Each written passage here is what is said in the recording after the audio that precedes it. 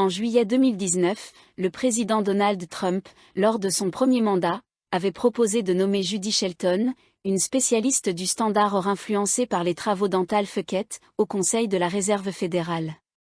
Cette proposition a partiellement abouti en juillet 2020, sa candidature a été officiellement transmise au Sénat pour validation finale, après un vote serré de 13 voix contre 12, comme pour les nominations des ambassadeurs.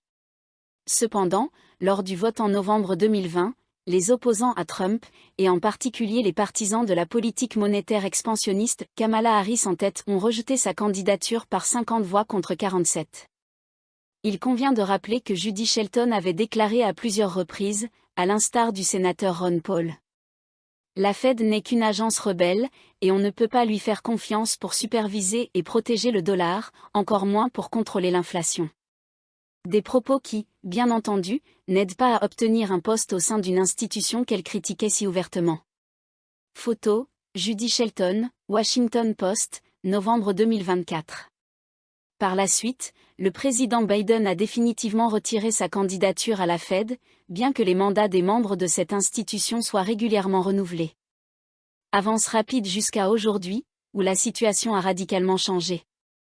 L'or, tout comme le Bitcoin, a atteint des sommets historiques. L'argent métal a également battu ses records.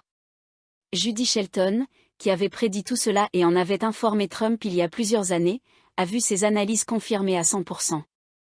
Cela pourrait signifier qu'elle retrouvera un poste clé dans l'équipe que le 47 président est en train de constituer.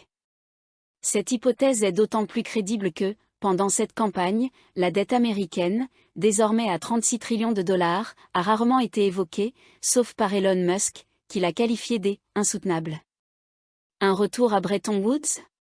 Judy Shelton avait également appelé à plusieurs reprises à un « retour à un nouveau Bretton Woods », préconisant la création d'une banque universelle de réserve d'or. Cette proposition laisse entendre que le prix de l'or pourrait être multiplié par 2 ou 3 dans un avenir proche.